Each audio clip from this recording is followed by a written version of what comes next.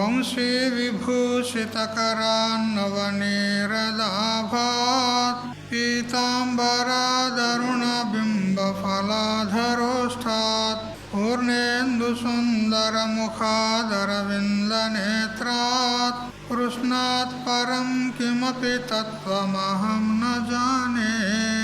వ్యాఖ్యాముద్రికయా లసత్కరతలం సద్యోగపీఠస్థితం వామే జానుతలే దధానమపరం హస్తం సువిద్యానిధిం.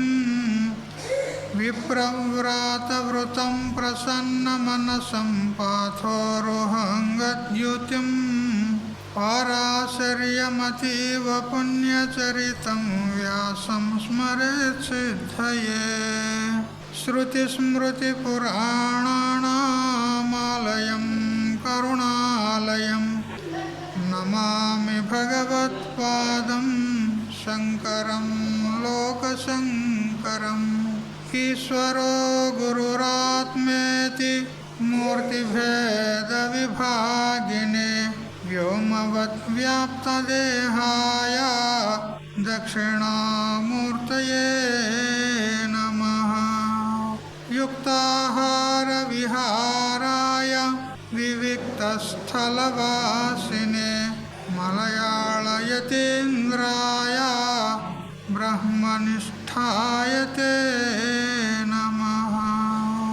గీతా భాగవతాద్వైత తత్వామృతస్వరూపిణే గండిక్షేత్రనివాసాయ రామకృష్ణాయతే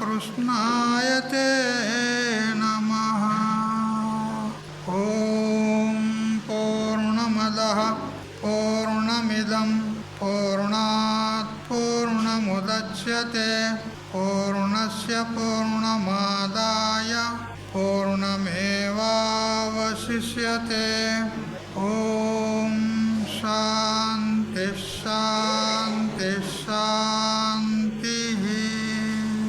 స్వాంత పరికల్పిత బ్రహ్మాండాంతర్వర్తి సకల చరాచర ప్రాణికోట్ల యొక్క అసత్ జడ దుఃఖ మోహాత్మకమైనటువంటి సకల ఉపాధుల కంటే విలక్షణమై సత్ చిత్ ఆనంద రూపం చేత స్వయం ప్రకాశమానమైనటువంటి ప్రత్యేక అభిన్న పరమాత్మకు సాష్టాంగ ప్రణమిల్లుతూ ఆత్మీయులారా, శ్రీమద్ భగవద్గీత 9వ అధ్యాయము రాజవిద్య రాజగుహ్య యోగము. అందులో 4, 5 శ్లోకాలను మనం చదువుకొని యథామతిగా చింతన చేస్తూ ఉన్నాము. భగవంతుడు అంటున్నాడు, మయా తతమిదం సర్వం జగదవ్యక్తమూర్తిన మత్స్థాని సర్వభూతాని నచాహంతే స్వస్థితః. ఈశావాస్య ఉపనిషత్తు చెప్తుంది, ఈశావాస్యమిదగం సర్వం యత్కించ జగత్యాం జగత్ తేన త్యక్తేన భుంజీత మా గురుధ కస్యస్వి ధనం. ఈశా అంటే ఈశ్వరుని చేత, ఇదం సర్వం జగత్ వ్యాప్తం, సంపూర్ణ జగత్ అంతా కూడా పరమాత్మ చేత వ్యాపించి ఉంది. అంటే అణువణువులో కూడా, ప్రతి వస్తువులో కూడా, ప్రతి ప్రాణిలో కూడా భగవంతుడు వసించి ఉన్నాడు. కాబట్టి ఇదంతా కూడా భగవంతుని యొక్క ఐశ్వర్యం, భగవంతుని యొక్క సంపద. సంపూర్ణ జగత్తంతా కూడా భగవంతునిదే. అందువల్ల ఎవరు కూడా ఇతరుల యొక్క ధనాన్ని కాజేసుకోవాలని సంకల్పం చేయకూడదు, ప్రయత్నం చేయకూడదు. అంతా ఈశ్వరుని యొక్క సొత్తే అయిన తర్వాత మరి మీరు కూడా అనుభవించేది ఈశ్వరుని యొక్క సొత్తే, ఇతరులు అనుభవించేది ఈశ్వరుని యొక్క సొత్తే. మరి మీ ప్రారంధంలో ఎంత ఉందో అంత మీకు ఇచ్చాడు. అధికంగా కావాలనుకుంటే మాత్రము లభించేది కాదు. ప్రారంధం భోగతో నశ్యేది. మన ప్రారంధంలో ఎంత ఉందో అంతనే మనకు అంటుతుంది. పుట్టెడు ఆనందంలో మునిగినా కానీ మనకు ఎంత అంటాలో అంతే అంటుతుంది కదా. శరీరానికి ఎంత అంటుంది గంతనే అంటుతుంది, ఎక్కువ అంటాలంటే అంటుంది. అట్లా ఎవరెవరి ప్రారంధం వారి వారికి నియమితమై ఉంది. మనం పుట్టినప్పుడే మన పూర్వజన్మల్లోని కర్మల్లో కొన్ని కర్మలను తీసుకొని వచ్చాం. ఈ జన్మకు సరిపడేటువంటి కర్మలు ఇన్ని అని ఈశ్వరుడు నియమించాడు. అవి తీసుకొని వచ్చాం. పుణ్యము పాపం రెండు కూడా మనం తీసుకొని వచ్చాం. పుణ్యం యొక్క ఫలము అధికంగా ఉంటే సుఖాన్ని అనుభవిస్తాము. పాపం యొక్క ఫలం అధికంగా ఉంటే దుఃఖాన్ని అనుభవిస్తాం. కాబట్టి ఎవరి కర్మ వారికి ఉండగా ఇంకొకరి యొక్క సొత్తు మనకు కావాలని అపేక్ష చేయకూడదు అని చెప్పాడు. సైలెంట్లో పెట్టండి. కాబట్టి మయా తతం ఇదం సర్వం అన్నాడు. ఇదం అంటే ఈ దృశ్యమాన జగత్తు ఏదైతే ఉందో కేవలం మనకు కనిపించేదే కాదు, మనకు తెలియని జగత్తు ఎంతో ఉంది. రెండు బ్రహ్మాండాలు, గోళాంతరాలు ఎన్నో ఉన్నాయి. సంపూర్ణ జగత్తంతా కూడా పరమాత్మ వ్యాపించి ఉన్నాడు. ఇంకా పాదోస్య విశ్వభూతాన్ని త్రిపాదస్య మృతం దివి అని చెప్పిన ప్రకారంగా ఈ జగత్తంతా భగవంతునిలో ఒక్క పాదం మాత్రమే ఉంది, ఇంకా 3 పాదాలు మిగిలి ఉన్నాయి. ఈ విధంగా సర్వవ్యాపకుడు పరమాత్మ అని తన స్వరూపాన్ని చెప్తూ ఇక్కడ అర్జునుడు అడుగుతాడు, హే కృష్ణ, నువ్వైతే నా ఎదురుగా ఉన్నావు, ఈ జగత్తంతా నేనే వ్యాపించి ఉన్నానని చెప్తున్నావు, ఎలా సంభవం? నా ఎదురుగా ఒక చిన్న దేశంలో ఉన్నావు, జగత్తంతా ఎలా వ్యాపించి ఉన్నావు నువ్వు అని అంటే, అయ్యా అర్జున, ఇది నా అసలు స్వరూపం కాదు. నీ ఎదురుగా నిలబడినటువంటి ఏ కృష్ణుడు అని పిలువబడుతున్నాడో ఇతడు నిజంగా కృష్ణుడు కాదు. అసలైన కృష్ణుడు ఎలా ఉంటాడు అని అంటే ఇంద్రియాలకు గోచరం కాడు, కళ్ళ చేత చూడటానికి వీలు కాదు. మనం అనుకుంటాము మనం ఎప్పుడు కూడా దృశ్య పదార్థాలను చూసే అలవాటు ఉన్నది కాబట్టి భగవంతుడు కూడా నాకు కనపడాలి అనుకుంటాం. కానీ ఏది దృశ్యం ఉంటుందో, ఏది స్థూల పదార్థం ఉంటుందో, ఏది సావయవ పదార్థం ఉంటుందో అది కనపడుతుంది. కానీ పరమాత్మ అలా లేడు. ఇంద్రియాలకు గోచరమయ్యేవాడు కాదు, మనసుకు గోచరమయ్యేవాడు కాదు, అంతటా వ్యాపించి ఉన్నాడు. మరి అతన్ని ఎలా తెలుసుకునేది, ఎలా చూసేది అంటే చూసేదైతే జరగదు, తెలుసుకునేది జరుగుతుంది. తెలుసుకోవచ్చు, బుద్ధి చేత తెలుసుకోవాలి, విచారం చేసి తెలుసుకోవాలి. ఇప్పుడు మీ అందరి లోపల మీ అందరికీ మనసు అనేది ఉంది కదా, అది చూపెట్టండి. ఎట్లుంటుంది మనసు అనేది? ఎట్లా ఉంటుంది చెప్పండి, చూపెట్టండి. ఇగో నా మనసు ఇట్లా ఉన్నదని తీసి చూపెట్టండి. లేదు, ఉన్నదా లేదా? మరి ఉన్నది కదా, చూపెట్టడానికి రాదు. ఎందుకు? అది సూక్ష్మం ఉన్నది, కంటికి కనపడేది కాదు. అట్లా పరమాత్మ కూడా ఆ మనసు కంటే సూక్ష్మం ఉన్నాడు, మనసును కూడా ప్రకాశిస్తూ ఉన్నాడు, మనసును కూడా చూస్తూ ఉన్నాడు అతడు. మరి అతడు ఎలా కనపడతాడు చెప్పండి?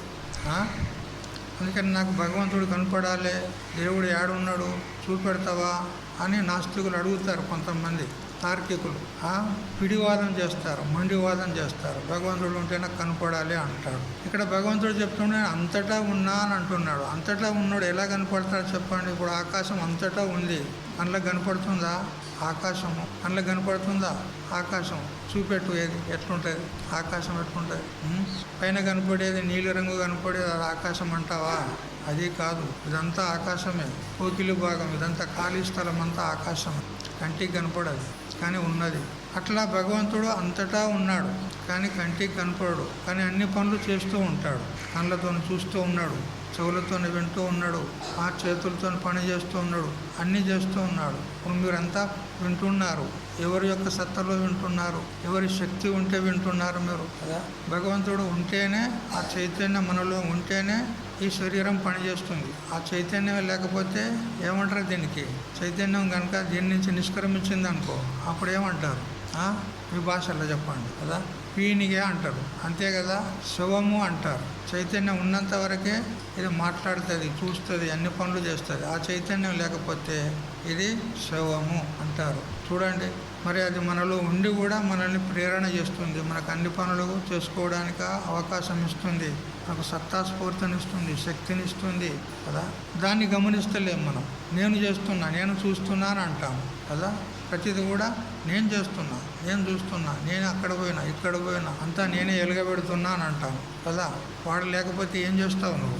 అందుకని పరమాత్మ ప్రతి వస్తువులో ప్రతి ప్రాణిలో ఉండి ప్రేరణ చేస్తూ ఉన్నాడు. అతడు ఉన్నాడు కాబట్టి మనం అన్ని పనులన్నీ చక్కబెట్టుకుంటున్నాం, చేస్తున్నాం. అతడు లేకపోతే ఏమీ చేయలేవు. శివనాజ్ఞ లేకుండా చీమైనా కుట్టదు అంటారు. అతడు ఉన్నాడు కాబట్టి మనం చేస్తూ ఉన్నాం. కాబట్టి అతడు ఎలా ఉన్నాడు, ఎట్లా ఉన్నాడు అనేది మనం శాస్త్రాన్ని ఆధారంగా చేసుకొని గురువుల ద్వారా వింటే కానీ తెలుస్తుంది. చెప్తున్నాడు ఇక్కడ భగవంతుడు అవ్యక్త మూర్తినా అన్నాడు. అంటే వ్యక్తమైనటువంటి మూర్తి అంటే స్వరూపము, ఆకారం నాకు లేదు, అవ్యక్తంగా ఉన్నాను, కంటికి కనపడకుండా ఉన్నాను.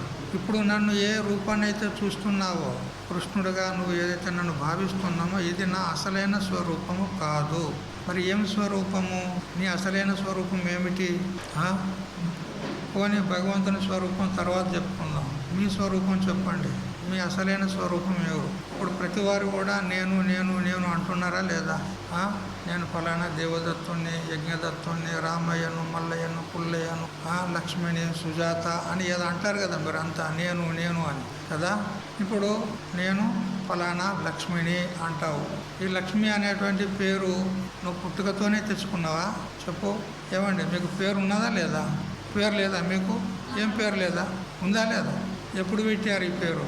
పుట్టిన తర్వాత. పుట్టినప్పుడే తెచ్చుకోలేదు కదా పేరు. తర్వాత మీ తల్లిదండ్రులు కల్పన చేసి పెట్టుకున్నారు. అంటే మనం ఈ అమ్మాయికి ఈ పేరు పెట్టుకుంటే బాగుంటుంది అని వాళ్ళు ఇష్టపడి ఒక పేరు పెట్టుకున్నారు. అంతకుముందు అయితే పేరు లేదు కదా. మరి నువ్వెవరు నువ్వెవరు అని అడిగితే ఏమంటారు? పేరు పెట్టకముందు కూడా నువ్వు ఉన్నావా లేదా? పేరు పెట్టకముందు కూడా ఉన్నావని పేరు పెట్టిండ్రు కదా. అంతే కదా. ఒక శిశువుగా జన్మించినప్పుడు పేరైతే లేదు, కానీ శిశు రూపంలోనైతే ఉన్నావు కదా నువ్వు కదా. అంతకంటే పూర్వం ఈ జగత్తులోకి రాకపూర్వము ఎట్లున్నావు అంటే తల్లి గర్భంలో ఉన్నా అంటావు కదా. ఆ తల్లి గర్భంలోకి ఎక్కడి నుంచి వచ్చావు? ఉంటే వచ్చినావా, లేకుంటే వచ్చినావా? లేకుండానే వచ్చినావా? మరి లేనంటే ఇప్పుడు అంటావు కదా, ఏదైనా కష్టం బాగా వచ్చింది అనుకో నీకు, అప్పుడు ఏమంటావు? అయ్యో ఏ జన్మలో ఏ పాపం చేసినో నాకు ఇట్లాంటి కష్టాలు వచ్చాయి కదా అంటావు. అంటారా లేదా? మరి అంటే ఏదో జన్మ ఉన్నట్టే కదా నీకు పూర్వము. ఉందా లేదా? ఉంది. మరి అప్పుడు నువ్వెవరు? సమాధానం దొరకదు కదా. పూర్వం ఉన్నావు కాబట్టే ఇప్పుడు వచ్చావు కదా. ఇప్పుడు ఉన్నావు కాబట్టే ముందు జన్మలో కూడా పోతావు. ఈ శరీరం ఎప్పటికి ఉంటుందా ఇక్కడ? ఈ శరీరాన్ని వదిలిపెట్టాల్సిందే. మళ్ళీ కర్మానుసారంగా మళ్ళీ ఏదో జన్మ వస్తుంది. అంతే కదా. మళ్ళీ ఇదే మానవ జన్మ వస్తుందని కూడా గ్యారంటీ లేదు. అంటే పూర్వము ఉన్నావు, ఇప్పుడు ఉన్నావు, భవిష్యత్తులో కూడా ఉంటావు. ఈ శరీరం నువ్వా? పూర్వజన్మలో ఉన్నప్పుడు ఈ శరీరం ఉన్నదా? అప్పుడు ఏదో శరీరం ఉండే, ఇప్పుడు ఈ శరీరం ఉన్నది. మరో జన్మలో పోయినప్పుడు ఈ శరీరం ఉంటుందా? ఉండదు. అంటే ఈ శరీరం నువ్వా? ఈ శరీరం ఉన్నా లేకున్నా కానీ నువ్వు ఉన్నావా లేదా? ఉన్నావని వచ్చినావు కదా. అంతే కదా. మరి నీ స్వరూపం ఏంటి? నువ్వు ఎట్లా ఉంటావు చెప్పు. సమాధానం ఉందా మీ దగ్గర? లేదు. ఇప్పుడు ఈ శరీరంలోనే ఉన్నారు. సరే, ఇప్పుడు ఉన్నారు. ఇప్పుడు కళ్ళతోని చూస్తున్నారు కదా. కళ్ళతోని చూస్తున్నప్పుడు ఎదురుగా ఉన్నటువంటి వస్తువు కనపడుతుంది మనకు కదా. ఏమంటావు? నేను ఫలానా ఇది చూస్తున్నా అంటావు కదా. నేను ఫలానా ఇక వస్త్రము, కుర్చీ, బెంచ్ ఇది ఉన్నది చూస్తున్నా అంటావు కదా. దేనితో చూసినావు అని అంటే కళ్ళతో చూసినా అంటావు. అంతే కదా. బాహ్య పదార్థాలను నేను కళ్ళతో చూసినా అంటావు. మరి నీకు కళ్ళు ఉన్నాయా లేదా అంటే ఏమంటావు? ఉండేప్పటికైనా చూసినా అంటావు. అంతే కదా. కళ్ళు ఉన్నాయి. మరి కళ్ళు ఉన్నాయని ఎట్లా చూసినావు నువ్వు? కళ్ళు ఉన్నాయని నీకు ఎట్లా తెలిసింది? ఏ కళ్ళతో చూసినావు? బయట వస్తువులైతే కళ్ళతో చూసినావు. ఈ కన్ను కూడా ఉన్నదా లేదా నీకు? మరి ఎట్లా చూసినావు ఈ కన్ను ఉన్నదని? కన్ను ఉన్నదని నీకు ఎట్లా తెలిసింది? ఏ కన్నుతో చూసినావు? చెప్పండి. కన్ను ఉన్నదని అయితే చెప్తున్నావు. బాహ్య వస్తువులను అయితే కళ్ళతో చూస్తాం, కానీ కన్ను కూడా మనకు తెలుస్తుంది కదా. నా కన్ను ఉన్నదని తెలుస్తుందా లేదా? అంటే అద్దంలో చూసుకున్నా అంటావా? అద్దంలో చూసుకుంటే నాకు కళ్ళు కనపడ్డాయి అందుకని కళ్ళు ఉన్నాయని చెప్తా అంటావా? అద్దం లేకున్నా కూడా కళ్ళు ఉన్నాయా లేదా? చెవులు ఉన్నాయా లేదా? పోనీ మనసు ఉన్నదా లేదా? అది తెలిసింది కదా నీకు మనసు ఉన్నదని. ఇప్పుడు మీరు చెప్పిండ్రు కదా మాకు మనసు ఉన్నదని చెప్పిండ్రా లేదా? మరి ఆ మనసు ఉన్నదని ఎలా తెలుసుకోగలిగారు? దాన్ని ఏ కళ్ళతో చూశారు? బుద్ధి కూడా ఉంది. బుద్ధి నిశ్చయం చేస్తుంది. ఇప్పుడు ఈ రోజు కొత్త పెంటకు పోవాలి, కార్యక్రమంలో పాల్గొనాలని నిశ్చయం చేసుకున్న తర్వాతనే ఇక్కడికి రాగలిగారు. అంతే కదా. మరి బుద్ధి ఉంది. ఆ బుద్ధి ఉంది అనేది కూడా మనకు తెలుస్తుంది. ఎలా తెలుసుకోగలుగుతున్నారు? ఆ తెలుసుకునేవాడు ఎవడు చెప్పండి? తెలుస్తుంది కదా. ఎవరికి తెలిసింది? నీకే కదా. అంతే కదా, నాకు కళ్ళు ఉన్నాయి, అవి ఉన్నాయి, ఇవి ఉన్నాయి అని నువ్వే చెప్తున్నావా లేదా? మరి ఎవరికి తెలుస్తున్నాయి ఇవన్నీ? నీకే కదా, అంతే కదా. మరి అన్నిటినీ తెలుసుకునేటువంటి నీకు ఏ ఆకారం ఉంది చెప్పు. ఈ శరీరాన్ని కూడా తెలుసుకుంటున్నావు, ఇది నా కాలు, నా ముక్కు, నా చెవు, నా నోరు అని అంటున్నావు కదా. ఈ శరీరాన్ని తెలుసుకునేటువంటి నీకు నువ్వే కదా అన్నిటిని తెలుసుకునేది. నీకు ఏ ఆకారం ఉంది చెప్పు. నువ్వు ఎలా ఉన్నావు? దొడ్డుగున్నావా, సన్నగా ఉన్నావా, పొడుగున్నావా, పొట్టుకున్నావా, కర్రెగా ఉన్నావా, ఎర్రగా ఉన్నావా చెప్పు. శరీరాన్ని చూసుకొని ఎర్రగున్నా కర్రెగున్నా అంటున్నాం, కానీ శరీరం నువ్వు కాదు కదా. శరీరం కంటే వేరే ఉన్నావు. ఎప్పుడైతే నీకే ఒక ఆకారం లేదో మరి పరమాత్మకి ఏ విధంగా ఆకారం ఉంటుంది చెప్పండి. అందుకని పరమాత్మ నిరాకారుడు, ఇంద్రియాల గోచరం అయ్యేవాడు కాదు, అవ్యక్త స్వరూపుడు. ఈ కనపడే శరీరం ఏదైతే ఉందో ఇది మాయాకార్యం, పంచభూతాల కార్యం. అందుకని ఇది సత్యం కాదు. దీనికి కూడా ఆధారమైనటువంటిది సత్యం, చైతన్యం ఏదైతే ఉందో అది సత్యం. మాయా హేష మయా సృష్ట యన్మాం పశ్యసి నారద సర్వభూత గుణైర్యుక్తై నైవం మాం ద్రష్టుమర్హసి అని అంటూ సాక్షాత్తు శ్రీ మహావిష్ణువు నారదులతోనే అంటాడు. నారద మహర్షితోని చెప్తాడన్నమాట, ఏ నారద, నువ్వు ఏదైతే నా చతుర్భుజాది ఆకారంలో నన్ను చూస్తున్నావో ఈ ఆకారం నాది అసలైన స్వరూపం కాదు. మరేమిటి? ఇదంతా మాయికం, మాయ చేత కల్పించబడింది, ఇది సత్యం కాదు. అట్లా ఎవరికి వాళ్ళే తెలుసుకోవాలి. ఈ ఉన్న శరీరం ఏదైతే ఉందో ఇది నేను కాదు, ఇది మాయా కార్యము, ఇది పంచభూతాల కార్యము కదా. ఇప్పుడు మీరు తెలిసింది కదా, శరీరంలోని ప్రతి అవయవాన్ని మీరు తెలుసుకుంటున్నారంటే తెలుసుకునే వాళ్ళు ఎవరు? వాళ్ళు నువ్వే. మరి నీకు ఆకారం ఉందా? శరీరాన్ని తెలుసుకుంటున్నావంటే తెలియబడే వస్తువు నీకంటే వేరే ఉంటుంది, ఇది నియమం ఉంది. అదే ఎదురుగా ఒక ఘటం ఉన్నది అని అంటే ఇది ఘటం అని తెలుసుకుంటున్నావంటే ఆ ఘటం నువ్వు కాదు కదా, అది నీకంటే వేరే ఉంది కదా. అప్పుడు అక్కడ లోన దేవానంద స్వామి వారి యొక్క విగ్రహాన్ని చూస్తున్నారు. ఆ విగ్రహం అంటేనే మీరా? మీరు వేరే ఉండి చూస్తున్నారా చెప్పండి. ఆ విగ్రహమే మీరా? కాదు కదా, వేరుగా ఉండి చూస్తున్నారా లేదా? అంటే చూడబడేది మనకంటే వేరే ఉంటుంది, చూసేవాడు వేరుగానే ఉంటాడు. అట్లా నా కన్ను, నా ముక్కు, నా చెవి, నా నోరు అంటున్నప్పుడు నాది నాది నాది అంటున్నవే, నాది అంటే నువ్వా చెప్పండి. ఈ ఇల్లు ఎవరిది అంటే నాది అంటావు, ఇల్లే నువ్వు కాదు కదా. మరి శరీరం ఎవరిది? నాది అంటావు, మరి శరీరం నువ్వా? కాదు, మరి నువ్వెవరు చెప్పు. అది తెలుసుకోవాలనే సత్సంగాలు కదా. ఈ శాస్త్రము, సత్సంగాలు, మహాత్ములు వీళ్ళంతా ఎందుకున్నారు? అది చెప్పడానికే ఉన్నారన్నమాట. అదే చెప్తున్నాడు ఇక్కడ సాక్షాత్ భగవంతుడు. నాకు ఏ రూపం లేదు. నాకు అని అంటే అక్కడ భగవంతుడు అంటున్నాడు అనుకోకుండా, మీకు కూడా ఏ రూపం లేదు. ఇది దీనికి ఏ రూపం ఉన్నదో శరీరం ఇది మీరు కానే కాదు. నేను వదిలిపెట్టిపోవాల్సిందే కదా. పాత బట్టను, పాత వస్త్రాన్ని వదిలిపెట్టి కొత్త వస్త్రాలు ధరిస్తామా లేదా? అట్లే ఇదొక వస్త్రం మనకు, ఇదొక తొడుగు, దీన్ని కూడా వదిలిపెట్టిపోవాల్సిందే. ఇది మనది కాదు, ఇది కిరాయి ఇల్లు, మన ఇల్లు కాదు ఇది. నిజమా వద్దమా? నిజమేనా? ఒప్పుకోరా? మరి మీదే అయితే ఎప్పటికీ దీన్ని పట్టుకొని ఉండాలి, ఉంటారా? విడిచిపెట్టిపోతున్నారు కదా. మరి మీదైతే మీ ఎంబడే రావాలి, వస్తుందా మీ ఎంబడి? వస్తలేదు.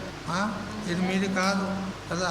కిరాయికి ఉంటారు కొంతమంది, వేరే వేరే వాళ్ళ ఇళ్ళల్లో ఎవరికైతే ఇల్లు ఉండదో వాళ్ళు వేరే వాళ్ళ ఇళ్ళల్లో ఏదైనా ఒక రూమ్ తీసుకొని కిరాయికి ఉంటారు కదా.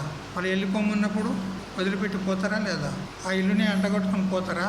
పోరు కదా, అది వాళ్ళది కాదు, అందుకని వదిలిపెట్టిపోతారు. నువ్వు కూడా దీన్ని వదిలిపెట్టిపోతున్నావంటే ఇది నీది కానే కాదు. మనది కాని దాన్ని మనదాన్ని మురుచుకుంటాను ఉందండి కదా, మురుస్తున్నాం. ఇది నాది నాది నాది అని. ఎక్కడ నీది? మోసపుచ్చి ఎప్పుడో పోతుంది. కాబట్టి పరమాత్మ స్పష్టంగా చెప్తున్నాడు, అవ్యక్తమూర్తిన ఇదం సర్వం మయా తతం. సూక్ష్మ రూపంలో ఉన్నటువంటి నా చేత ఈ జగత్తంతా వ్యాపించబడి ఉంది, ఈ స్థూలమైన రూపం నాది కాదు అని స్పష్టంగా చెప్పినాడు. మరి ఇంకేమంటాడంటే ఈ సకల భూతాలంటే దయ్యాలు భూతాలు అనుకోకుండా ప్రాణులు, సకల ప్రాణులు ఎవరైతే ఉన్నారో మనుషులు కావచ్చు, పశువులు, పక్షువులు, దేవతలు, రాక్షసులు, గరుడ, కిన్నర, యక్ష, గంధర్వ అనేక జాతులైనటువంటి ప్రాణులు ఉన్నాయి. ఇవన్నీ కూడా ఎక్కడున్నాయి అని అంటే నాయందే ఉన్నాయి అని కదా. స్వప్నం లోపల మీరు కళలు కంటారా లేదా? మీకు కళ పడుతుందా లేదా? అక్కడ అన్నీ కనపడతాయి మీకు. పశువులు, పక్షులు, చెట్టు, చేమ, మనుషులు, రోడ్ల మీద పోయినట్టుగా, వ్యవహారం చేస్తున్నట్టుగా, సంతలో పోయినట్టుగా, కూరగాయలు తెచ్చుకున్నట్టుగా కళలు పడతాయి కదా. ఇప్పుడు అవన్నీ కూడా ఎక్కడున్నాయి చెప్పండి? ఎన్నో కనపడతాయి మీకు కళ లోపల. అవన్నీ ఎక్కడున్నాయి? బయట ఉన్నాయా, లోపల ఉన్నాయా? బయట ఉన్నాయా, లోపల ఉన్నాయా?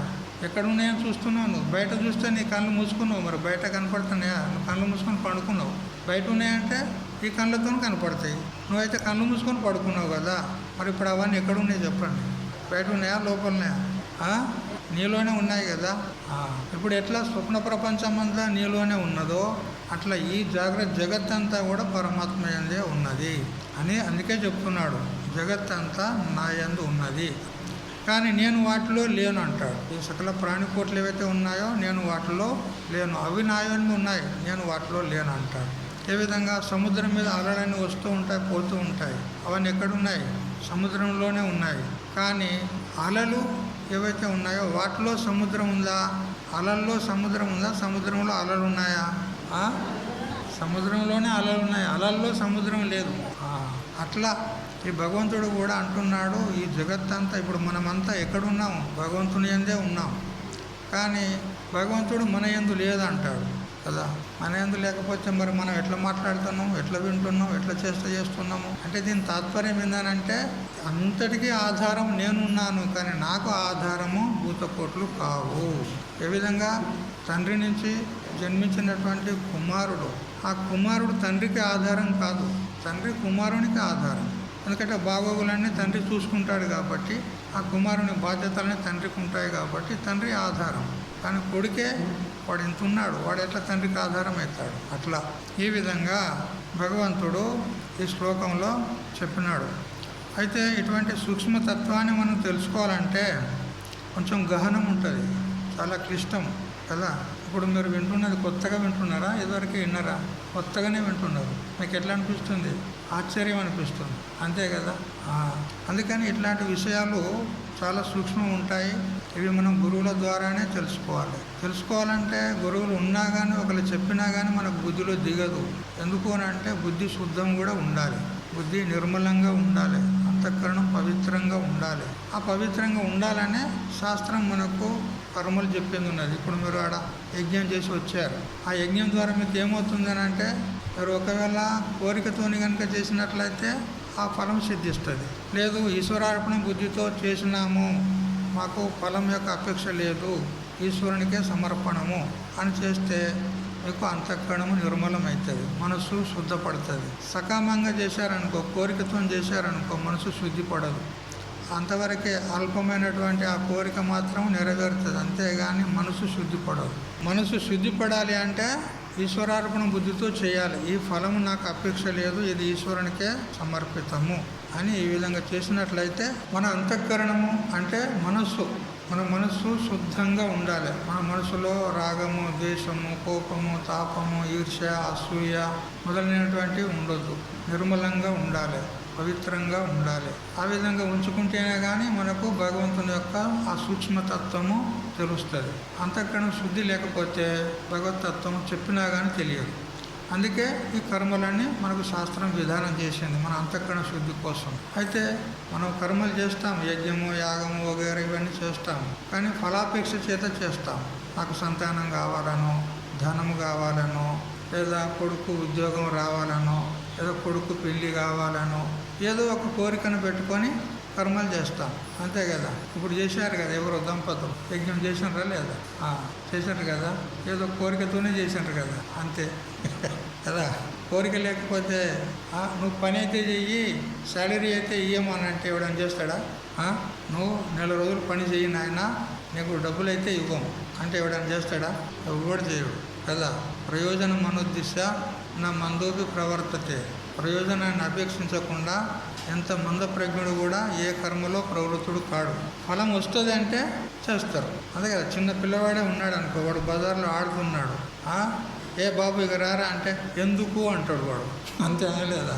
ఎందుకు అంటాడు అంటే నాకేం ఫలం నీ దగ్గరికి వస్తే అంటాడు, అంటే ఫలం కావాలి, అంతే కదా. ఫలం లేకుండా ఎవరు కూడా చేయరన్నమాట. కానీ అది లౌకికమైనటువంటి ఫలాలు కోరితే అవి శాస్త్రాన్ని కనుక మనం చక్కగా విచారం చేస్తే ఆ రహస్యాలు వేరే ఉన్నాయనుకోండి. కానీ ఇక్కడ మనకు ప్రసంగం ఏంటంటే మనకు భగవతత్వం తెలుసుకొని ఆ భగవంతుని యొక్క జ్ఞానాన్ని పొందినప్పుడే మనకు ఏ దుఃఖాలు లేకుండా అవుతాయి. అంటే మోక్షం కలుగుతుంది. అందరికీ మోక్షం కావాలన్నా లేదా? మీకు మోక్షం వద్దా? మీకు మోక్షం కావాలా వద్దా? కావాలన్నా? ఎట్లుంటుంది అది మోక్షం అంటే? సరే, మోక్షం అయితే కావాలంటారు. కానీ శాస్త్రం చెప్పింది ఉన్నది, కోరికతోని కర్మలు చేస్తే, కోరికలతో చేస్తే మోక్షం కలగది, నిష్కామంగా చేస్తే మోక్షం కలుగుతుంది అని చెప్తున్నది. మరి మోక్షం అయితే కావాలంటారు, మీకేమో ధనం కావాలి, ధాన్యం కావాలి, వెంకటేశ్వరం దగ్గర పోయి మొక్కుతారు, ఇక్కడ సింహాచలం పోయి మొక్కుతారు కదా, ఇది కావాలి అది కావాలంటారు. భగవంతుడు అంటాడు కోరికలు ఉంటే మాత్రం నేను మోక్షం ఇయ్యని ఆయన అంటాడు. మరి ఎట్లా చేస్తారు చెప్పండి? మోక్షమేమో కావాలంటారు, కోరికలను అయితే వదిలిపెట్టమంటారు. ఎట్లా చెప్పండి?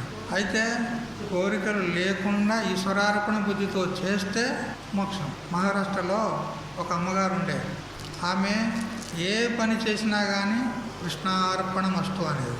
ఏ పని చేసినా కానీ కృష్ణార్పణమస్తు అనేది. ప్రతి పని, ఆ పాత్రలు తోముకుంటూ కూడా ఆ తోముడు కాగానే కృష్ణార్పణమస్తు. భోజనం చేస్తే కృష్ణార్పణమస్తు అనేది. ఏ పని చేసినా కృష్ణార్పణమస్తు అనేది. ఇట్లా ఆమె ప్రతిదీ కూడా భగవంతునికి అర్పణ చేసేది. ఇది ఏది నాది కాదు, నాకు అవసరం లేదు, అంతా ఈశ్వరునికే, అంతా కృష్ణునికే అని ఈ విధంగా చేసేది.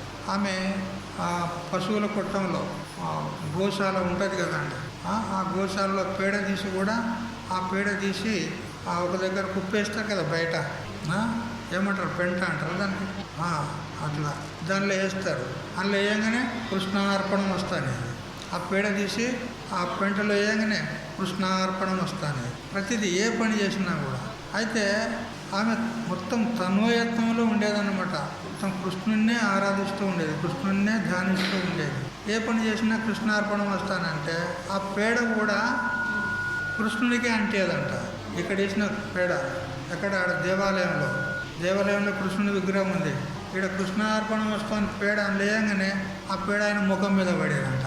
ఆడ పూజారులు ఆశ్చర్యపోయేవారు, ఇదేమరా మేము మంచిగా కడిగి బొట్లు పెట్టి అంతా మొత్తం అలంకారాలు చేస్తే ఈ పేడ ఎక్కడి నుంచి వచ్చి పడింది అంటే ఆ భక్తురాలు కృష్ణార్పణం మీద పేడ అక్కడ వేస్తే వచ్చి ముఖం మీద పడేది ఇక్కడ కృష్ణునికి. ఇట్లా ప్రతి పనిని కూడా చేస్తూ ఉండేదన్నమాట. ఇక చివరికి ఆమెకు శరీరాన్ని వదిలే ప్రసంగం వచ్చింది. ఆ శరీరాన్ని వదిలేటకు మొదలు ఆ దుఃఖాలు అంటే రోగాలు నొప్పులు వస్తాయి కదా, ఆ రోగం వచ్చినప్పుడు బాగా జ్వరం వచ్చింది. జ్వరం వస్తే కృష్ణార్పణం వస్తాను. అక్కడ మండిపోతుంది. ఆలయంలో విగ్రహం, ఆ పూజారులు ముట్టుకొని ఆ బొట్టు ఇట్లా పెడుతుంటే అది కాలుతుంది. విగ్రహం ఇట్లా ముట్టుకుంటే కాలుతుంది. అరే కృష్ణార్పణం అన్నది కదా. ఆమె జ్వరం వచ్చి ఈయనకంటేంది చూసారు, ఇట్లా ముట్టుకుంటే కాలుతుంది విగ్రహం. అరే ఇదేమి చిత్రం, ఇట్టెట్లయితుందని వాళ్ళు ఆశ్చర్యపోతున్నారు. ఇక ఆమె పూర్తిగా అంత్య సమయం దగ్గరకు వచ్చింది. ఇక శరీరం వదిలిపెట్టేటువంటి పరిస్థితి వచ్చింది. ఆ మృత్యు వస్తే కూడా ఆ మృత్యు కూడా కృష్ణార్పణం వస్తుంది. కృష్ణార్పణం వస్తాగానే ఆ విగ్రహం మొత్తం పగిలి ముక్కలు అయిపోయింది అక్కడ. ఎందుకంటే శరీరం వదిలిపెట్టింది కదా ఈమె. శరీరం వదిలిపెడితే అక్కడ కృష్ణుడు కూడా అక్కడ ఆ విగ్రహంలో నుంచి నిష్క్రమించాడు. అతడు కూడా వెళ్ళిపోయాడు, ముక్కలు అయిపోయింది. సో అంతలో ఆమె దగ్గరికి వైకుంఠం నుంచి విమానం వచ్చింది.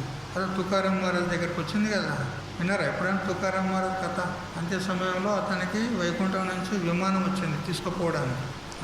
అప్పుడు కూడా కృష్ణార్పణం వస్తాను, ఏది కూడా నాకొద్దు అని ఈ విధంగా మొత్తం భగవంతునికి అర్పణ చేసి చివరికి ఆమె వైకుంఠాన్ని చేరుకుంది కదా. మరి అంతా నాకు కావాలి అని అంటే పోనీ మన ప్రారంభంలో ఉండేది మనకు వస్తుంది, అది తప్పకుండా. కానీ మనకు వచ్చేది మనకు రాగా ఇతరులు కూడా మనకు వస్తే బాగుండని అనుకుంటాం. మనం అనుకుంటారా?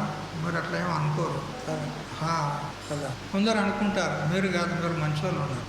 కొందరు ఏమనుకుంటారంటే మేరా బి మేరా తేరా బి మేరా, అంటే నాది నాకే ఉండాలి, నీది కూడా నాకే ఉండాలి అంటాడు.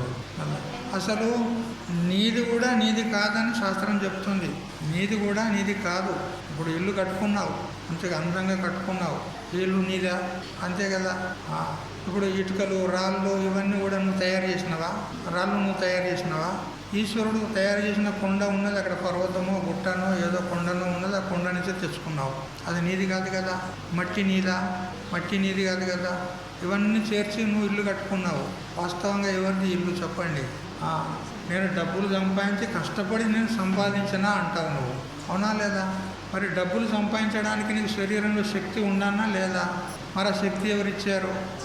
డబ్బులు సంపాదించడానికి శక్తి ఎవరిచ్చారు? ఇప్పుడు డబ్బులు ఎవరు సంపాదించినట్టు? నువ్వు సంపాదించినట్ట పరమాత్మనా? అంతే కదా. ఆయన అనుగ్రహం ఉంటేనే, ఆయన శక్తి ఉంటేనే నువ్వు డబ్బులు సంపాదించగలుగుతున్నావు. కష్టపడ్డావు, సంపాదించుకున్నా పర్వాలేదు. కానీ ఆ శక్తిని ఎవడిచ్చాడు? పరమాత్మ ఇచ్చాడు. మరి నీదేమున్నది చెప్పు? నీదేమున్నది? ఆశ. చూసారా? అందుకని మనదంటూ ఏమీ లేదు. అలాంటప్పుడు మరి భగవంతునికి సమర్పించేదానికి సంకోచం ఎందుకు? భగవంతుని సొమ్ము భగవంతునికి అర్పించేదానికి సంకోచం ఎందుకు? భగవంతునికి అర్పించడం అంటే ఎట్లా అర్పిస్తారు? ఈ ఇల్లు అమ్మి మొత్తం డబ్బులన్నీ మందికి దానం చేయమని చెప్పడం లేదు. కేవలం ఈ ఇల్లు నాది కాదు, ఇది భగవంతుందే అని భావన పెట్టుకోండి, సరిపోతుంది. ఆ భావననే భగవంతునికి అర్పించినట్టు, అంతే కదా.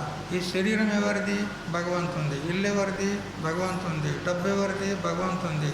పిల్ల బ్యాక అంతా భగవంతుని సొమ్ము అని ఇట్లా భావన పెట్టుకోవడానికి నీ మూల్యం పోతుంది.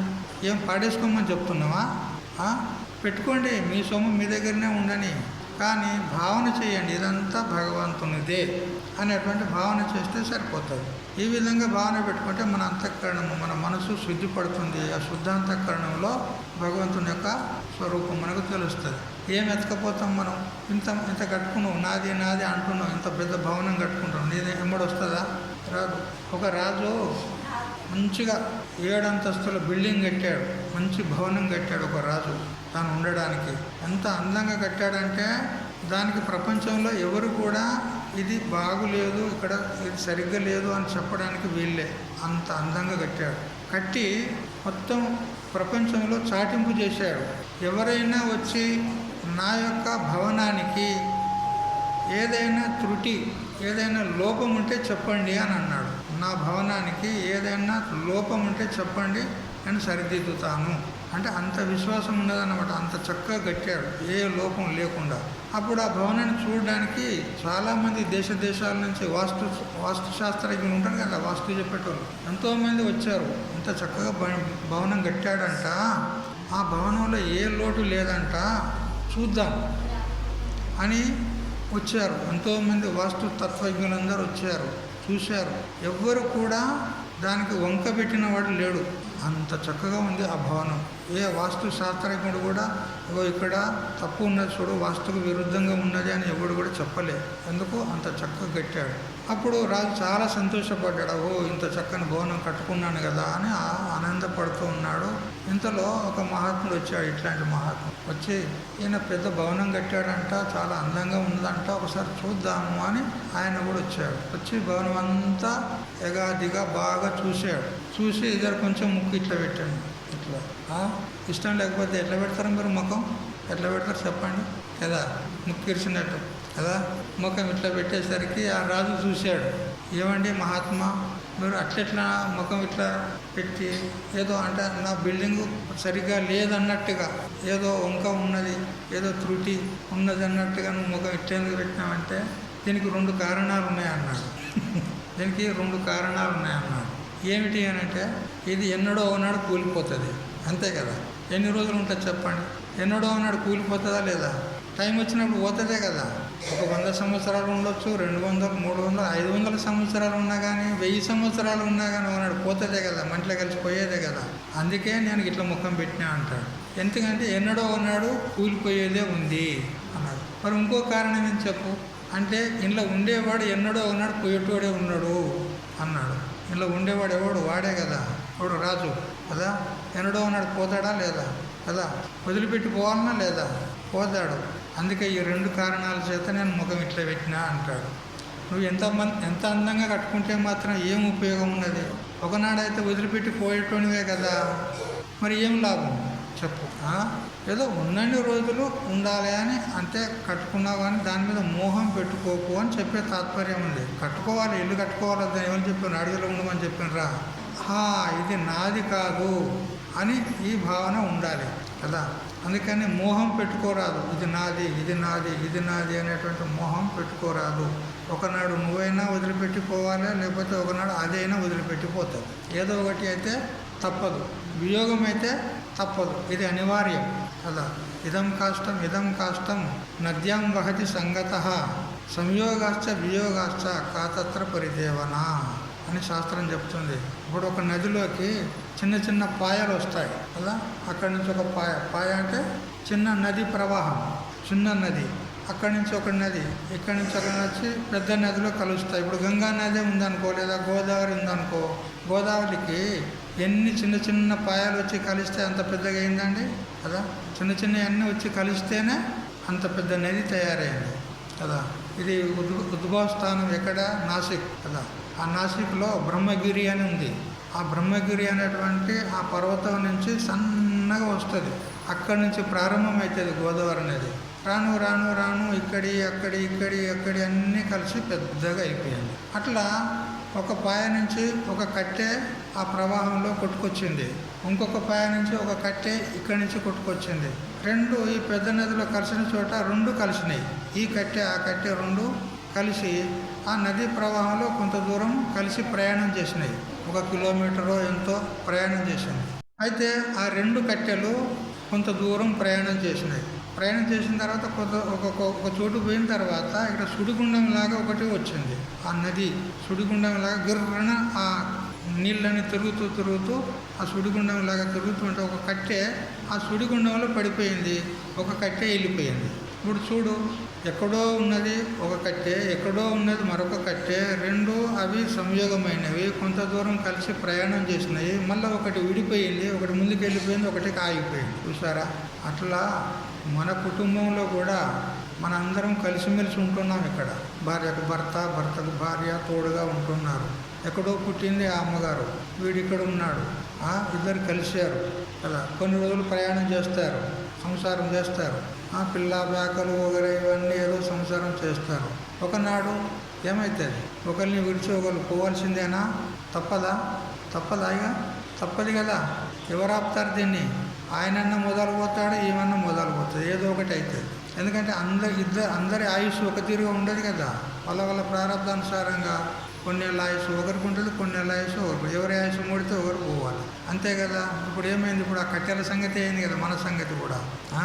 అవి ఎట్లా ఎక్కడో పుట్టింది, ఒక దగ్గర కలిసినాయి, కొంత దూరం ప్రయాణం చేసినాయి, ఆ తర్వాత ఒకటి ఆగిపోయింది, ఒకటి వెళ్ళిపోయింది. అట్లా మనం కూడా అంతే కదా. సముద్రంలో ఉప్పు ఉంటుంది కదా, చెట్టు మీద మామిడికాయ ఉన్నది, ఆ రెండు ఒక చోట కలుస్తాయి. ఎక్కడ పచ్చడి చేస్తారా లేదా మీరు? మామిడికాయ పచ్చడి ఎక్కడ పుట్టింది? ఉప్పు సముద్రంలో పుట్టింది. కాయ పుట్టింది ఎక్కడ? చెట్టు మీద. రెండు వచ్చి కలిసినాయి కదా, కొన్ని రోజులు ఉంటాయి, ఆ తర్వాత పోతాయి. అంత మనది అంతే. ఏకవృక్ష సమారూఢాః నానాజాతి విహంగమాః ప్రభాతే విదిశోయాంతి కాతత్ర పరిదేవన కదా. ఒక చెట్టు మీద రాత్రి సమయానికి అన్ని తీర్ల పక్షులు వచ్చి వాళ్తాయి. అక్కడ అనేక రకాల పక్షులు వస్తాయి, ఆ రాత్రి అంతా ఆ చెట్టు మీద ఉంటాయి. మళ్ళీ ఉదయం కాగానే దేని పాటికి అది ఎగిరిపోతుంది, అవునా లేదా? అట్లా మనం కూడా ఒక కుటుంబంలో కొడుకు, బిడ్డ, అందరూ వస్తారు, వాళ్ళ ప్రారంభానుసారంగా వస్తారు. సమయం వచ్చినప్పుడు ఎవరి పాటికి వాళ్ళే వెళ్ళిపోతారు. మరి ఏమిటి ఇదంతా? ఇది ప్రపంచం ఏమిటి చెప్పండి? ఇది సత్యం అంటారా? మాయ అని మీకు పక్కా తెలుసా? పక్కా తెలియదు. ఇంకా తెలిస్తే మోహం ఎందుకు కలుగుతుంది? మాయ అని పేరు కంటున్నారే కానీ మోహం పోయిందా? పైకి అంటున్నారు, అంతా మాయ. కానీ మాయ ఎక్కడ పోయింది? నీది పట్టుకొని ఉన్నారు కదా గట్టిగా కదా. మాయా అని అన్నంత మాత్రమే కాదు, ఇది మాయా అని నిశ్చయం ఉండాలి. నిశ్చయం అంటే ఇంకా మోహం కలగదు. అంటే ఏమిటి స్వామీజీ, అందరిని వదిలిపెట్టమంటావా? ఏమి వదిలిపెట్టమని చెప్పడంలే, ఇది మాయ ఉన్నదని తెలుసుకొని మెదులుండ్రి. కష్టము, నష్టము, ఆపదలు, సంపదలు వచ్చినప్పుడు మీరు పొంగిపోవద్దు. అది సంపద వస్తుంది, పొంగిపోవద్దు కదా. దుఃఖం వస్తుంది, పొంగిపోవద్దు. అన్ని పరిస్థితుల్లో ఏకరీతిగా ఉండాలి. మన కర్తవ్యం ఏంది? మనం ముంగట ఏం చేయాలి, మనం ఎందుకు పుట్టాము, అది వెతకండి. ఏదో పుట్టినాము, పెళ్లి చేసుకున్నాం, పిల్లల కన్నాం, డబ్బులు సంపాదించినాం, ఇల్లు కట్టినాం, ఆస్తులు ఐశ్వర్యాన్ని సంపాదించినాం, ఇదే మా కర్తవ్యం, అంత అయిపోయింది అని అనుకోకండి. ఏమి పిల్లలు అనేది పశుపక్షులు కూడా కంటున్నాయి, వాటికి మనకు తేడా ఏమన్నా చెప్పండి. చీమలు ఉంటాయి, అవి వేసవి కాలంలో అన్నీ సంగ్రహం చేసుకుంటాయి, ధాన్యం గింజలను అన్నీ కూడా సంగ్రహం చేసుకొని పుట్టలో పెట్టుకుంటాయి, వర్షాకాలం వచ్చినప్పుడు తింటాయి. సంగ్రహ బుద్ధి వాటికి కూడా ఉంది. మరి మీరు కూడా సంపాదిస్తున్నారు, ఎందుకు? అనుభవించేందుకే కదా. మరి ఆ చీమలకున్న తెలివి మనకున్నది, వాటికి మనకు తేడా ఏమున్నది? పిల్లల్ని కంటున్నాయి, పంది ఇంకా మనకంటే గొప్పది పంది, పిల్లలు గంట లోపల, అంతే కదా. ఎన్ని పిల్లల గంటలు పంది కదా, 10-20 దగ్గర గంట. మనం ఒక పిల్లని కంటే సరిపోతుంది, మహా ఎక్కువ అంటే ఎవరో ఒకరు 2 పిల్లలు పుడతారు కదా. మరి మనకంటే అదే గొప్పది కదా కదా. ఈ విధంగా చూస్తే ఆహార నిద్ర మయమేదునంచ తినడం లోపల వాటికి యోగ్యమైన ఆహారం అవి తింటున్నాయి, పశువులు గడ్డి మేస్తున్నాయి, మనం అన్నం తింటున్నాం. ఆహారం తినడం లోపల అవి మనం సమానమే, కడుపు నింపుకోవడం లోపల కదా. అవి నిద్రపోతున్నాయి, మనం నిద్రపోతున్నాం, అవి పిల్లలు కంటున్నాయి, మనం పిల్లలు కంటున్నాం.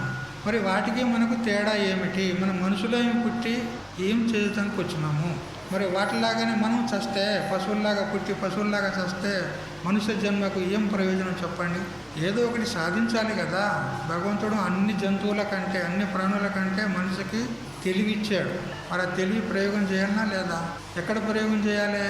ఆ పరమాత్మను తెలుసుకోవడానికే ఆ తెలివినిచ్చాడు. అందుకని పరమాత్మను తెలుసుకోవడమే మన జన్మ యొక్క ముఖ్య కర్తవ్యం, మన జన్మ యొక్క లక్ష్యం. అందుకని పరమాత్మను తెలుసుకోండి కదా. అందువల్ల పుణ్యకర్మలు చేసుకోండి. ఆ పుణ్యకర్మలు కూడా చేసేటప్పుడు వివేకం ఉండాలి కదా. ఒక పెద్ద సేటు, మంచి మార్వాడి సేట్ అనమాట. అతనికి ఇట్లే సత్సంగాలు విన్నాడు, అక్కడ ఇక్కడ పుణ్యం చేసుకుంటే నీకు సద్గతి ప్రాప్తమవుతుంది అని సత్సంగాల ద్వారా, మహాత్ముల ద్వారా విన్నాడు. అతడు అనుకున్నాడు పుణ్యం చేసుకుంటే బాగుంటుంది కదా. అయితే ఒక ఊళ్ళో నీటి ఎద్దడి ఉందండి, నీటి కొరత ఉంది, వాళ్ళు నీటికి చాలా బాధపడుతున్నారు.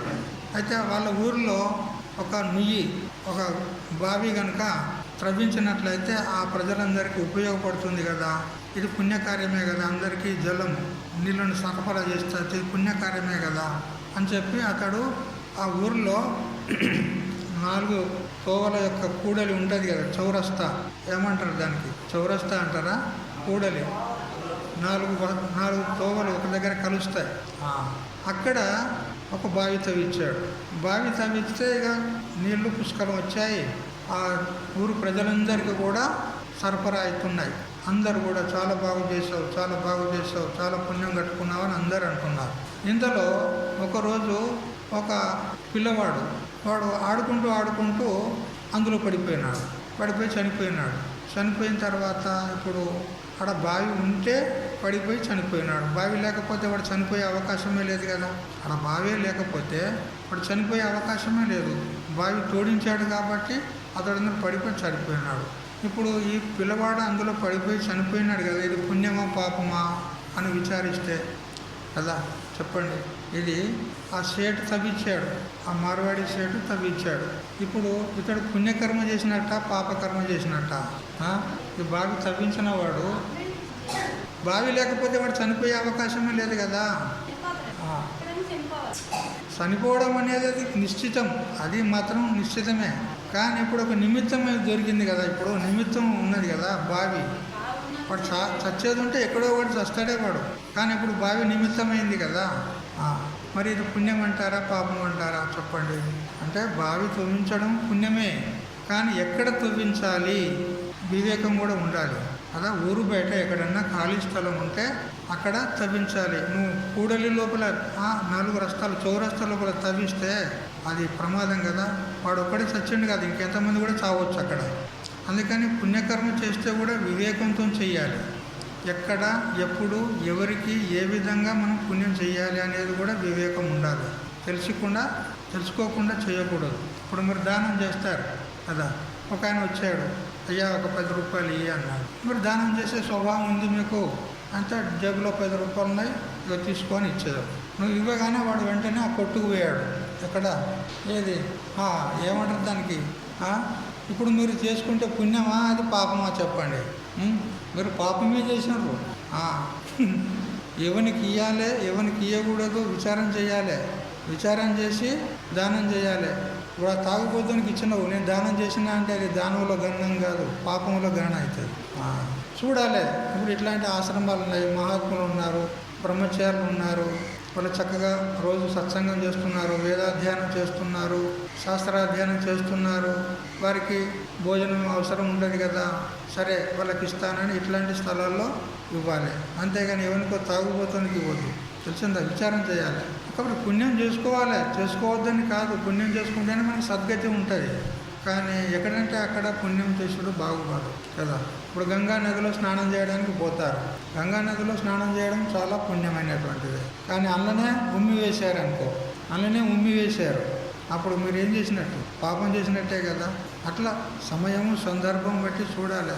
క్షేత్రాలకు వెళ్తారు కదా, తీర్థక్షేత్రం కాశీకి పోతారు. కాశీకి పోయి అక్కడ ఒక రూమ్ తీసుకుంటారు. ఒక రోజుకు 2 రోజుల కోసం మీరు ఎన్ని రోజులు ఉండదలుచుకున్నారో అన్ని రోజుల కోసం ఒక రూమ్ తీసుకుంటారు, ఉంటారు. ఇక కాశీ విశ్వేశ్వరుని దర్శనం చేసుకున్నారు, వచ్చిన తర్వాత ఇక రాత్రిపూట ఏం చేసేది ఉన్నది. మనం 10-12 గంటల దగ్గర నిద్ర రాదు. ఇంటికాడ టీవీ చూసిన అలవాటు కదా, ఇంటికాడ టీవీ చూసిన అలవాటు ఉంటుంది కదా. ఒక్కోసారి 1 గంట అవుతుంది టీవీ చూసుకుంటా, నిద్ర వస్తలేదని చెప్పి ఆ కాశీ లోపలికి పోయిన తర్వాత మళ్ళీ సినిమాకి పోతారు. అక్కడ కాశీ లోపల సినిమాకి పోతారు. మరి ఏం చేసినట్టు? మీరు పుణ్యం చేసినట్ట, పాపం చేసినట్ట? సమయము, సందర్భము, కాలము ఇవన్నీ కూడా చూసి పుణ్యం చేసుకోవాలి. ఇవన్నీ గమనించండి. ఈ విధంగా మనం పుణ్యకర్మలు చేస్తేనే కానీ మనకు అంతఃకరణము, మన మనసు శుద్ధి పడుతుంది కదా. సమయ సందర్భాన్ని చూసి పుణ్యం చేసుకోవాలి. అది కూడా ఫలాసక్తి లేకుండా చేసుకోవాలి. అంతా ఈశ్వరార్పణం వస్తు. అయితే ఈశ్వరార్పణం వస్తు అనగానే ఇక మాకు ఫలం రాదు అని భయపడకండి. ఏ కోరికతోనైతే మీరు చేస్తున్నారో ఆ కోరిక మీకు నెరవేరుతుంది. మరి ఈశ్వరార్పణం వస్తు అని ఇంత అన్నంత మాత్రం లోపల మీ మనసు శుద్ధి పడుతుంది. 2 ఫలాలు ఉన్నాయి. మన ఫలం మనకు వస్తుంది, అది ఎక్కడ పోదు. మళ్ళీ మన అంతఃకరణం శుద్ధి పడుతుంది. శుద్ధాంతఃకరణంలో భగవత్ సాక్షాత్కారం కలిగేందుకు అవకాశం ఉంది. అందుకని ఈశ్వరార్పణ వస్తువు అని చెయ్యండి ఏ పని చేసినా కదా. ఇప్పుడు ఆమె కృష్ణార్పణ వస్తువు అని చేసిందా లేదా? అట్లా మీరు ఏ పని చేసినా కానీ కృష్ణార్పణ వస్తువు. మీ ఇష్టదేవత శివుడో, రాముడో, కృష్ణుడో, విష్ణువో ఎవరో మీ ఇష్టదేవత ఉంటారు కదా, ఆ దేవతకు అర్పణ చేయండి. శివుడు అంటే మీకు చాలా ఇష్టం, శివార్పణం వస్తు. కృష్ణుడు అంటే కృష్ణార్పణం వస్తు. రాముడు ఇష్టం అంటే రామార్పణం వస్తు అని ఈ విధంగా మీరు చేసే పనిని అంతటిని కూడా భగవంతునికి అర్పణ చేసి చేసుకోండి. మీ పనులు మీరు చేసుకోండి. కాదని ఎవరన్నారు? డబ్బులు సంపాదించుకోండి, వ్యవహారం చేసుకోండి, కానీ అంతా కృష్ణార్పణం వస్తుంది. ఎందుకంటే అంత భగవంతునిది కాక మనదేమున్నది ఇక్కడ చెప్పండి. భగవంతునికి అర్పణ చేయడానికి ఏం పోతుంది మనది కదా. అర్పణ చేయగానే ఏమి తింటాడా? ఇప్పుడు దేవుని ముందు కూడా నైవేద్యం పెడతారు కదా. నైవేద్యం పెట్టి ఆ నీళ్లు చుట్టూ దింపి కృష్ణార్పణం వస్తాడు అనగానే వచ్చి తిన్నాడా? చూపులు వాణి, మేపులు మనయి, అంతేనా లేదా? వానికి చూపెడతావు, తినేది మనమే కదా. మరి చూపెట్టేదానికే నీకు కష్టమవుతుందా? కేవలం ఇది కృష్ణార్పణం వస్తు అని అనడానికే కష్టమవుతుందా?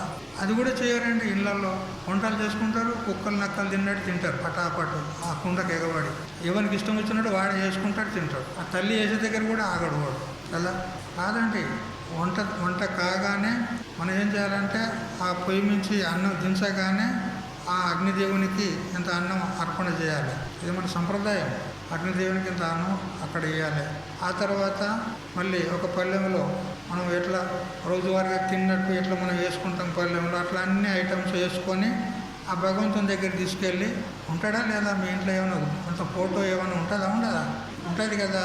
ఆ భగవంతుని ఎదురుగా పెట్టి ఇన్ని నీళ్ళు పోసి, భగవంతా ఇది నీదే ప్రసాదము, ఇది నీకే అర్పితము అని చెప్పి ఇంతనే చెప్పి మనం తినేదే ఉంటుంది, మనమే తినేది ఉంటుంది.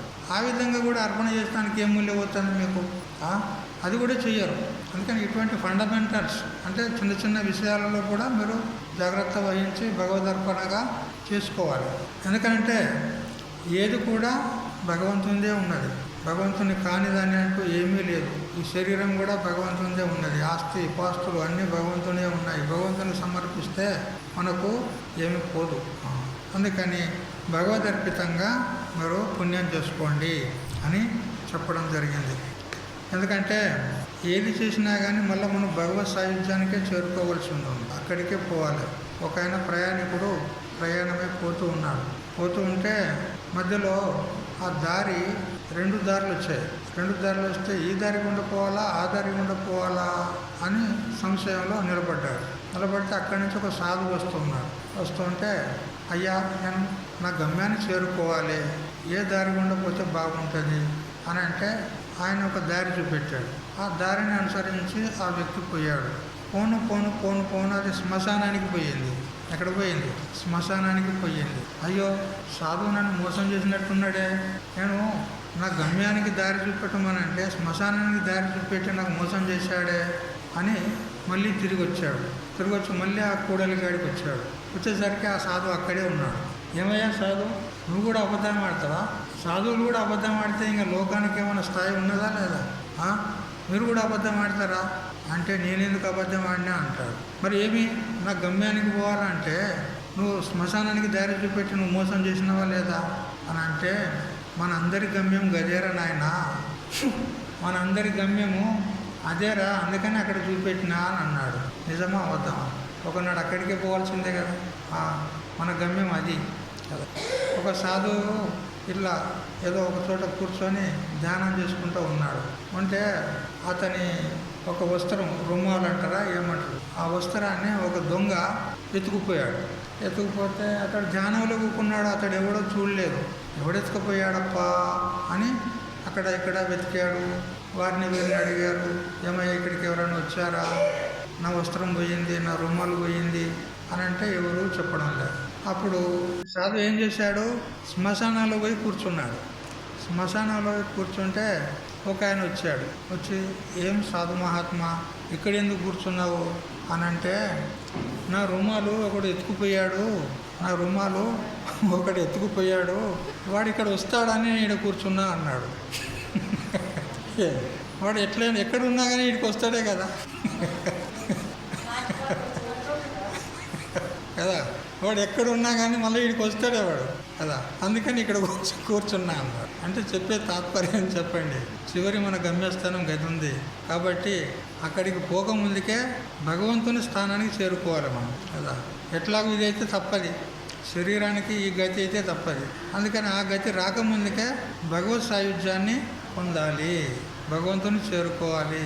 అందుకని భగవంతుని యొక్క నామస్మరణ, అతని యొక్క పూజ, జపము, యజ్ఞము, మనకు ఏది వీలైతే అది మనకు అనుకూలం ఉన్నటువంటి సాధనను తీసుకొని ఎప్పటికీ చేస్తూ ఉంటే ఆ పుణ్యం చేత మనకు భగవంతుని యొక్క సాయుధ్యము ప్రాప్తమవుతుంది అని ఈ విధంగా తెలుసుకోవాలి. ఇవన్నీ కొన్ని కఠిన సత్యాలు ఉంటాయి. ఈ సత్యాలను కొన్ని మంచిగా గుర్తుపెట్టుకొని మీరు మెదులుకోండి. తర్వాత భగవంతుడు అంటున్నాడు, నచ మత్సాని భూతాన్ని పశ్యమే యోగమైశ్వరం భూత భున్నచ భూతస్థో మమాత్మ భూత భావన అని 5వ శ్లోకంలో చెప్తూ ఉన్నాడు. ఇంత పూర్వమేమో సకల భూతాలన్నీ కూడా నాయందు ఉన్నాయి అని అంటాడు. ఇప్పుడేమో అంటున్నాడు తానే స్వయంగా నాయందు లేవు అంటాడు కదా. మనం కూడా ఒకసారి మాట్లాడతాం కదా, ఒక మాట్లాడతాం, మళ్ళీ అది కాదు ఇంకోటి అంటాం కదా. అట్లనే మనలాగానే ఆయన అబద్ధం ఆడుతున్నాడు. నేను అట్లా మాట్లాడలేక ఇట్లా అంటాడు. సకల భూతాలని నాయనునే అంటాడు, ఇప్పుడు నాయందు లేవు అంటాడు. అంటే దాని తాత్పర్యం ఏంది అని అంటే, చూడు శాస్త్రంలో ఈ దృష్టాంతాన్ని పదే చెప్తూ ఉంటారు. తాడు మీద పాము కనపడిందని, ఆలు చుక్క పైన ఎండి కనపడిందని ఇట్లా అంటారు. ఈ దృష్టాంతాలు ఇస్తారన్నమాట, ఈ ఉదాహరణలు ఇస్తారు. ఒక ఆయన సముద్రం తీరం గుండా పోతూ ఉంటే అల్లంత దూరాన ఒక ఆలు చిప్ప అక్కడ బెల్లకింతలా పడి ఉంది. దాని మీద సూర్యకిరణాలు చక్కగా నేరుగా పడడం చేత అది ఇట్లా చక్ ఇట్లా మెరుస్తుంది, ఎట్లా వెండిలాగా మెరుస్తుంది. అది చూశాడు దూరం నుంచి. అది ఆలు చిప్ప అని తెలియదు, ఇక్కడ వెండి ఉంది అని అనుకున్నాడు. ఇట్లా మెరుస్తుంది, వెండిలాగా మెరుస్తుందని తీరా దగ్గరికి పోయినాడు లోభం చేత. అలా ఇంత వెండి ముద్ద ఉన్నట్టున్నది, తీసుకుంటే నాకు పనికి వస్తుంది కదా అని దగ్గరికి వెళ్ళాడు. దగ్గరికి వెళితే అక్కడ వెండి లేదు, ఏమున్నది చిప్ప. ఏం చిప్ప? ఆలు చిప్ప, ముత్యపు చిప్ప. అయ్యో వెండి ఉన్నది అనుకున్నాడు, భ్రమలు పడ్డాడు. నేను ఇది వెండి ఉన్నదనుకుని భ్రమలు పడ్డాను అని తెలుసుకున్నాడు. ఇప్పుడు అక్కడ వెండి అనేది అక్కడ ఉందా? ముత్యపు చిప్ప లేదు. లేకున్నా కానీ కనపడింది అంతే, కనపడే పూర్తిగా మాత్రమే ఉంది. అక్కడ వాస్తవంగా వెండి అనేది లేదు కదా. అట్లే ఈ జగత్తంతా కూడా నాయందు ఉంది అని ఇంతకుముందు చెప్పాడు కదా భగవంతుడు. జగత్తంతా నా యందే ఉంది అన్నాడు. కానీ వాస్తవంగా తన యందు లేదు. అది ఇప్పుడు చెప్తున్నాడు ఈ శ్లోకంలో. వాస్తవంగా నా యందు లేదు అంటే కనపడకుండానే లేదంటున్నావా, కనపడి లేదంటున్నావా అంటే కనపడి కూడా లేదది.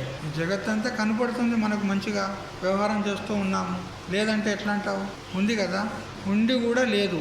ఉండి కూడా ఎట్లా ఉండదయ్యా అంటే ఇప్పుడు తెలిసింది కదా, ఇప్పుడు ముత్యపు చుప్పలో వెండి కనపడిందా లేదా? కనపడిన మాత్రాన ఉన్నది అక్కడ? లేదు. అట్లా ఈ ప్రపంచం కూడా కనపడుతుంది కానీ లేదు. స్వప్నం చూస్తారు మీరు, స్వప్న ప్రపంచం కనపడుతుందా లేదా? ఆ స్వప్నంలో కూడా సుఖ దుఃఖాలు కలుగుతాయి మీకు. ఒక్కొక్కసారి భయానక స్వప్నం కనపడింది అనుకో, అప్పుడు కలలోనే ఏడుస్తూ ఉంటారు.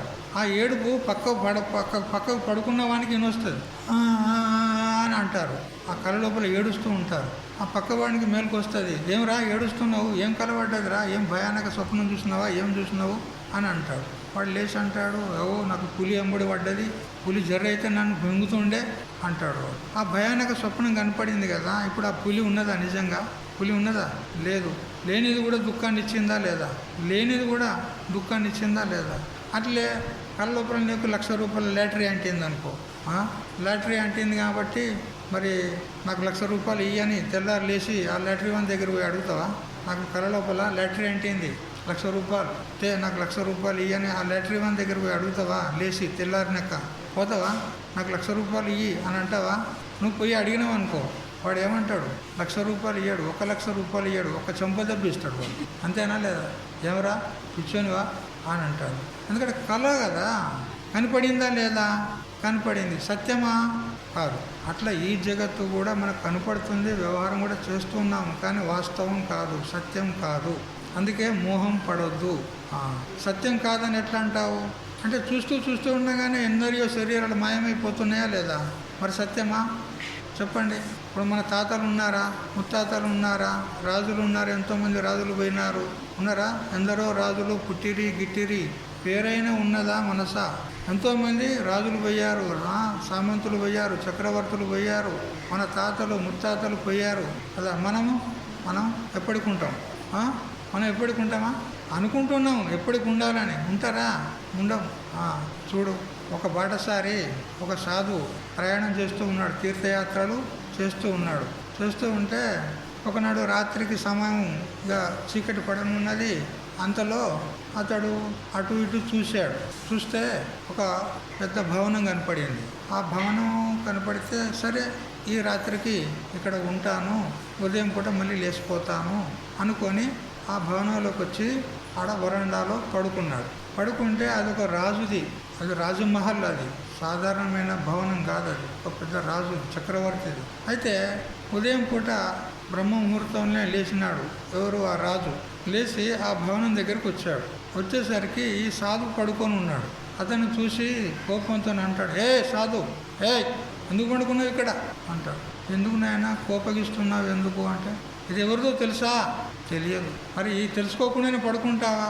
ఏం చేయాలి నాయన, రాత్రి అయ్యింది, పూటకి ఇక్కడ తలదాచుకొని మళ్ళీ ఉదయం పూట వెళ్ళిపోతానని ఇక్కడ పడుకున్నాను. ఇది ఒక ముసాఫిర్ ఖానా, ఏమంటారు, ధర్మశాల అంటారు కదా, ధర్మశాల అంటారు కదా, ఇది ఒక ధర్మశాల కావచ్చు అనుకొని ఇక పొద్దున్న లేచిపోతాను కదా అని ఇక్కడ పడుకున్నా అంటాడు.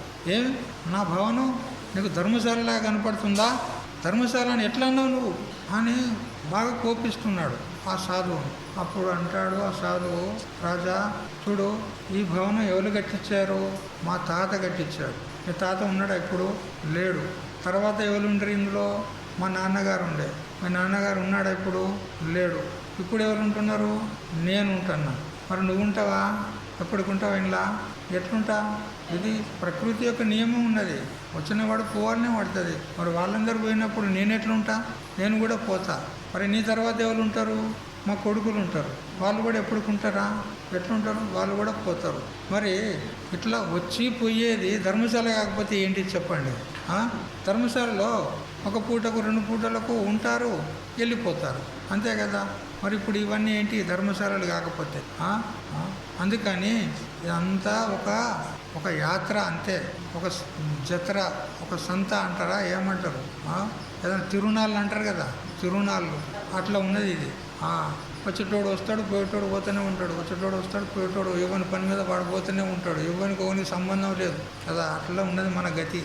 ఇదొక తిరునాళ్ళకి వచ్చినట్టు ఉన్నది ఇది. అదే ఇప్పుడు 4 నెలలు ఇటుకు వచ్చినాం కదా. 4 నెలలు కాగానే చలో అంతే, ఎవరిని జగలబడి పోవాల్సిందే. వాళ్ళు అక్కడ పోతారు, మేము ఇక్కడ పోతాం, ఎక్కడోడు అక్కడ. ఈడెవరు ఉండరు, మళ్ళీ ఆయన ఒక్కడే ఉంటాడు. ఎవరు? ఆ దేవానంద స్వామి, ఆయన ఒక్కడే ఉంటాడు, ఎవరు ఉండరు ఈడ.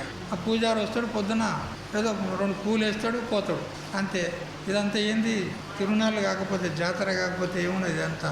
అందుకని ఈ 3 నెలల ముచ్చట కోసము మనం మురిసిపడేది లేదు. ఈ శరీరాలను చూసి మురిసేది లేదు, ఆస్తుల ఐశ్వర్యాలను చూసి మురిసేది లేదు. ఏది కూడా అన్నీ వదిలిపెట్టి పోవాల్సిందే ఉంటుంది. కాబట్టి మరి భగవత్ సాయుధ్యాన్ని మనం పొందాలంటే, మోక్షాన్ని పొందాలి అని అంటే మనం ఏం చేయాలి? ధర్మకార్యాలు చేయాలి, పుణ్యకార్యాలు చేయాలి. దానము, ధర్మము, యజ్ఞము, యాగము, జపము, తపము, మీకు అనుకూలమైనటువంటి సాధనని ఎన్నుకొని మీరు భగవత్ చింతనలో ఎల్లప్పుడూ ఉంటే ఆ భగవంతుని యొక్క సాయుధ్యం మీకు ప్రాప్తమవుతుంది. అందుకని మరి ఇప్పుడు మీరు ఇంటికి వెళ్ళి ఏం చేస్తారు చెప్పండి? మీ పనులు చేసుకోండి, మీ వ్యవహారాలన్నీ చేసుకోండి. ఏది చేస్తున్నప్పుడు కూడా భగవన్ నామస్మరణ చేయండి. ఇది మాత్రం మరొకండి. ఈ విధంగా చేస్తున్నట్లయితే మీ యొక్క కళ్యాణం అవుతుంది అని చెప్తూ ఈ రోజుకు ఈ సత్సంగాన్ని ఇంతటితో, ఉదయం పూట సత్సంగాన్ని ఆపుదాము. సాయంత్రం మళ్ళీ ముంగటి విషయం తెలుసుకుందాం. హరి ఓం తచ్చత్. ఓం సహనాభవతు సహనౌ భునక్తు సహ వీర్యం కరవావహై తేజస్వినావధీతమస్తు మా విద్విషావహై. ఓం